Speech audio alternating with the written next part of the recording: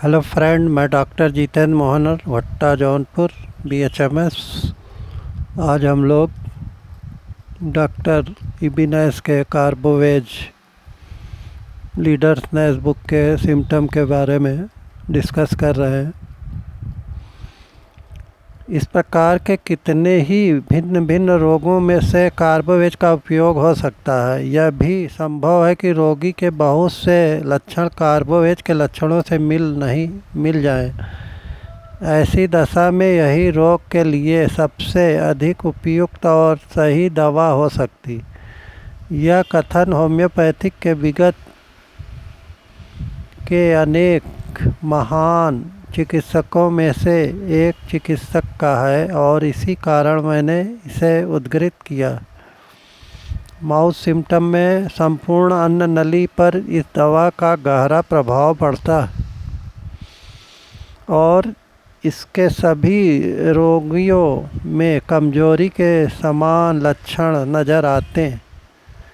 दांत के मसूड़े क्षतिग्रस्त हो जाते हैं अथवा उनमें बहुत सारे छेद हो जाते हैं। उंगली से छूते ही अथवा कोई चीज़ चूसते समय मसूड़े से खून निकलने लगता।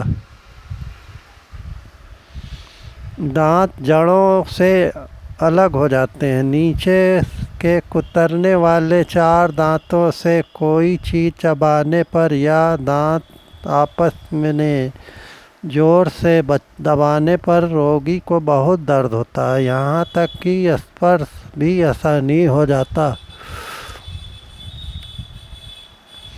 आमाशय की पाचन शक्ति कमज़ोर पड़ जाती है और मुख में अक्सर खट्टा पानी भर जाता है तथा पेट में दर्द के साथ पतली उल्टी होती है।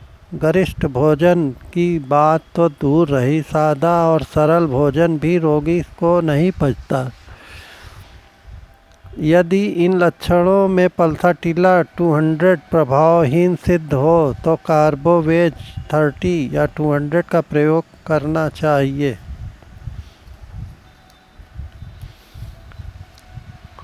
पल्साटिला और कार्बोवेज 30 इंडाइजेशन के लिए बहुत ही लाभकारी दवा। अपचन के कारण उदर में पैदा होने वाली अधोवायु के फलस्वरूप जो बीमारियां उभरती हैं उन सभी में कार्बोवेज बहुत लाभ पहुंचाती। आमाशय में बहुत अधिक अधोवायु एकत्र हो जाए, आमाशय हवा की वजह से भरा हुआ तथा बहुत कड़ा महसूस हो, साथ ही पेट में दर्द हो जो लेटने पर और बढ़ जाता हो, इन सभी लक्षणों में कार्बोवेज 30 या 200 कारगर होती है। ऐसे लक्षण प्रायः मदाग्नि रोग से लेकर कैंसर तक में दिखाई पड़ते हैं। कैंसर तथा कुछ अन्य रोगों में पेट में जलन होने का लक्षण भी मौजूद रहता है। पेट के तल देश उत्तर उदर में वायु एकत्र हो सकती, लेकिन कार्बोवेज वाले रोगियों में पेट दर्द के ऊपरी भाग में अधिक गड़बड़ी होती। गैस्ट्रिक अल्सर में भी बहुत उपयोगी दवा है कार्बोवेज 30 या 200। हर घर में कार्बोवेज 30 या 200 रहने से रोगी को मरने से बचा ले सकते हैं बहुत आसानी से। पेट के तल देश उदर में वायु एकत्र हो सकती है, लेकिन कार्बोवेज वाले रोगियों में पेट के ऊपरी भाग में ही अधिक गड़बड़ी होती है। टाइफाइड, ज्वर, पेचिश इत्यादि रोगों से भी वायु कभी कभी ऊपर को पेट का तल चढ़ जाती। श्लेष्मिक झिल्लियों के फट जाने पर जो रक्तस्राव होता है उसमें भी कार्बोवेज 30 या 200 राहत पहुंचाती है। कार्बोवेज की श्लेष्मिक झिल्लियों पर की यह क्रिया केवल अन्न नली तक ही सीमित नहीं रहती है, बल्कि श्वास नली पर भी इसका असर दिखाई देता है।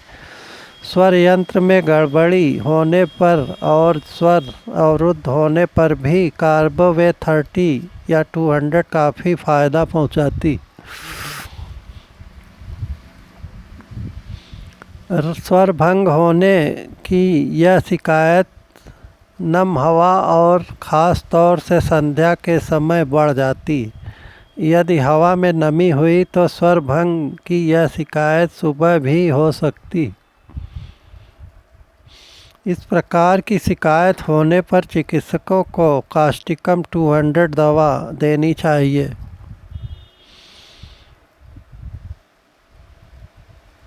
यह तकलीफ बढ़कर लघु श्वास नलिकाओं तक पहुंच सकती है। वृद्धावस्था वाले रोगियों में शिराओं की शिथिलता, कमजोरी के लक्षण अधिकांश मिलते हैं।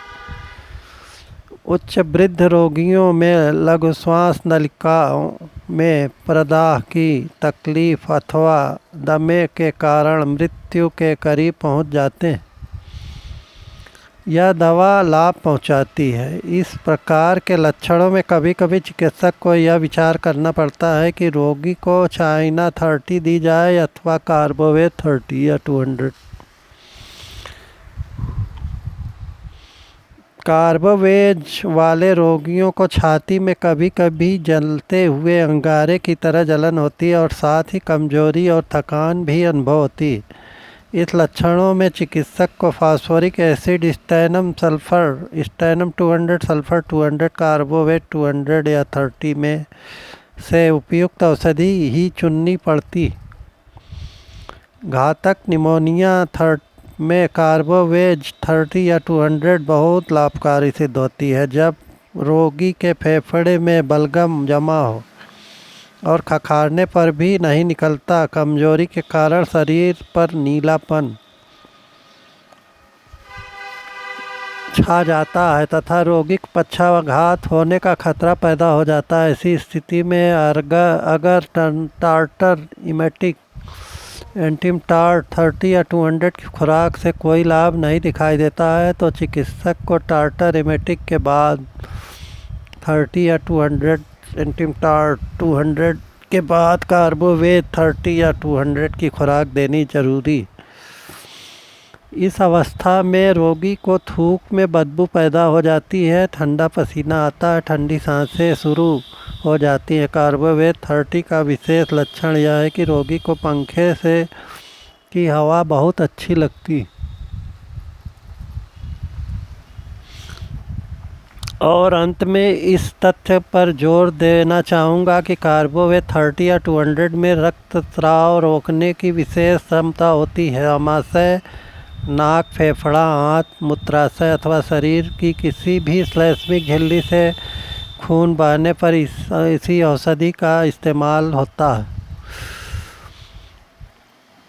जर्जर और दुर्बल शरीर वाले रोगी के लिए इससे बेहतर और कोई दवा नहीं है। धन्यवाद दोस्तों, नमस्कार।